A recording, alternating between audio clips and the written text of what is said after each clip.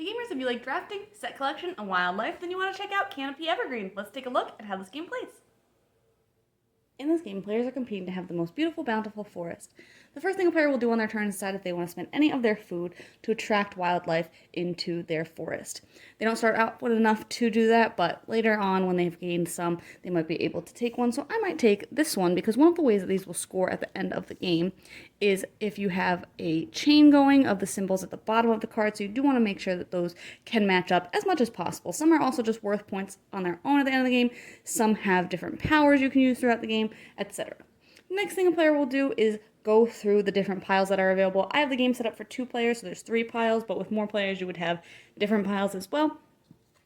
And you would just look at the cards in the pile and decide if you want to keep that or pass on it. If you choose to pass, you'll just add another one from the deck to that, and then you'll keep going through those stacks. If you decide to pass on the last stack, you will just take a card from the top of the deck and decide if you want to add that to your forest or just discard it at that point.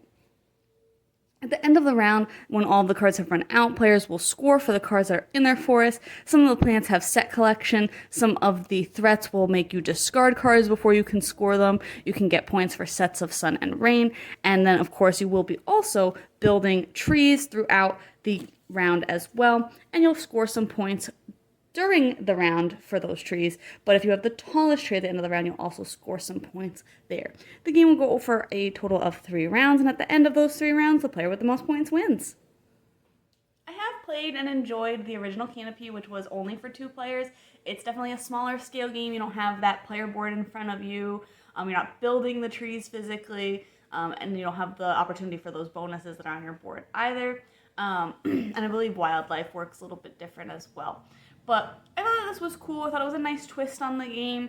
I liked how you had to have like those other ways of scoring, the chain for your animals, things like that. How you got animals, collecting the food, even though I thought food was really hard to come by at some times during the game. So it made those animals a little bit more competitive as well, which was interesting. And I liked having to build the trees on the board. I thought that was just like a little fun, neat thing about the game. I will say that I do still prefer the game at 2 players. 3 and 4 is fine, it works well, but it's a little bit just more piles, so that's just like more upkeep. So it does just make the game a little bit longer, and it kind of starts to overstay its welcome at 3, definitely at 4.